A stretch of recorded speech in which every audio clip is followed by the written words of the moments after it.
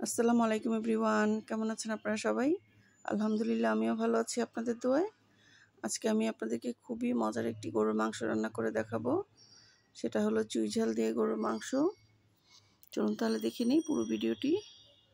আমি এই জন্য এখানে গরুর যে রানের কুরুলির মাংসটা থাকে ওটা নিয়ে নিয়েছি, কারণ আমার মেয়ের খুব পছন্দ এই কুরুলির মাংসটা। আমি এখন মাংসটাকে খুব ভালো করে ধুয়ে নিব। ভালো করে ধোয়া হয়ে গেলে আমি পানিটাকে একদম চিপে চিপে একটা কড়াইয়ের মধ্যে নিয়ে নিব। এরপর আমি সব মশলাগুলো দিয়ে দিব। আমি এখানে দিয়ে দিচ্ছি পেঁয়াজ কুচি, এরপর দিয়ে দেবো আদা রসুন বাটা, এরপর দিয়ে দিচ্ছি মরিচের গুঁড়া, এরপর দিয়ে দেবো হলুদের গুঁড়া, এরপর দিয়ে দিচ্ছি ধনিয়া গুঁড়া, এরপর দিয়ে দেবো জিরা গুঁড়া, এরপর দিয়ে দিচ্ছি স্বাদ মতো লবণ, এরপর দিয়ে দেবো পরিমাণ মতো রান্নার তেল। তেলটা আপনারা আপনাদের পছন্দ মতো দিয়ে দিবেন। আপনারা যেরকম তেল ঝালটা খেতে কেমন পছন্দ করেন আপনারা আপনাদের পছন্দ মতো দিয়ে দিবেন। একটু বাড়িয়ে কমিয়ে দিলে কোনো সমস্যা নেই। এরপর আমি মাংসটাকে খুব ভালো করে মাখিয়ে নেব। মাখানোটা খুব ইম্পর্টেন্ট, কারণ মাংস যত ভালো করে মাখানো হবে তত মশলাটা খুব ভালো করে মাংসর গায়ে লাগবে, আর মাংসটাও খেতে মজা লাগবে। আরও বেশি ভালো হবে যদি আপনারা আধা ঘন্টার মতো ম্যারিনেট করে রেখে দিবেন, তাহলে আরও বেশি সুন্দর হবে কালারটা। রান্নার পর কিন্তু কালারটা অনেক বেশি সুন্দর হবে ম্যারিনেট করে রেখে দিলে। এখন আমি দিয়ে দিচ্ছি এখানে আস্ত গরম মশলা। এরপর আমি ঢাকনা দিয়ে ঢেকে রেখে দেবো একদম লো হিটে। দেখতেই পাচ্ছেন মাংস থেকে কতখানি পানি বের হয়েছে। এই মাংসটাকে আমি পানির মধ্যেই কষিয়ে নিব যতক্ষণ না পর্যন্ত এই মাংস পানিটা শুকাবে। আমি লো হিটে এই পানির মধ্যে মাংসটাকে রান্না করে নিব।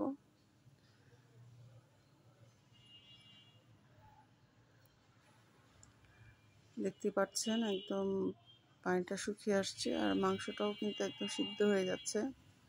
দেখেই বোঝা যাচ্ছে যে একদম মাংসটা সিদ্ধ হয়ে গিয়েছে। গরমের জন্য আসলে বোঝা যাচ্ছে না।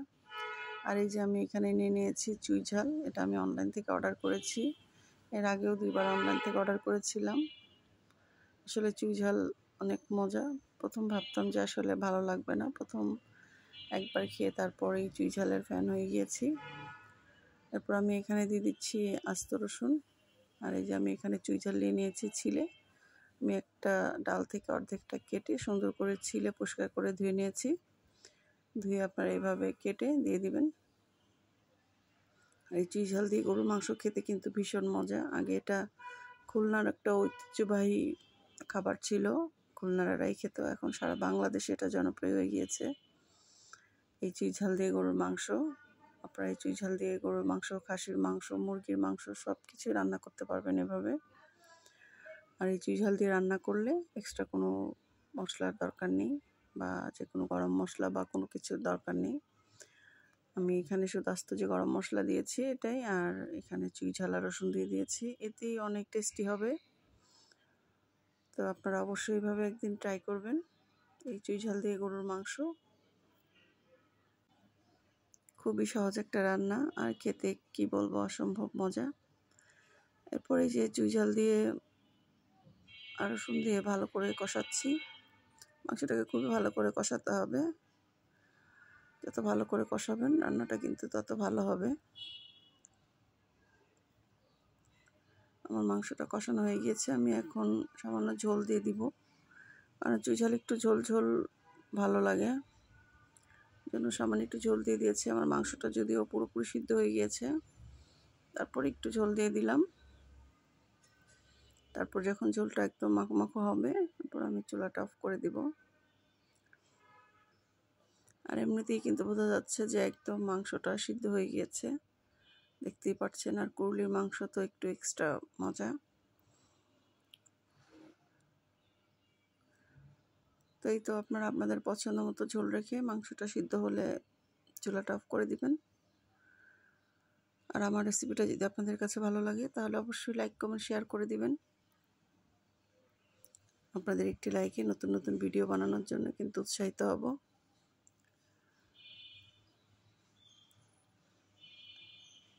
এই তো আমি চুলাটা অফ করে ঢাকনা দিয়ে ঢেকে রেখেছিলাম, এতে করে মাংসটা আরও বেশি সফট হয়। এখন গরম গরম ভাতের সঙ্গে পরিবেশনের পালা। অনেক মজা ছিল, আপনারা অবশ্যই একদিন এভাবে ট্রাই করবেন। আশা করি আপনাদের কাছেও অনেক ভালো লাগবে এই চুই ঝাল দিয়ে গরুর মাংস। তো সবাই ভালো থাকবেন, অনেক বেশি সুস্থ থাকবেন। আজকে পর্যন্তই, আল্লাহ হাফেজ।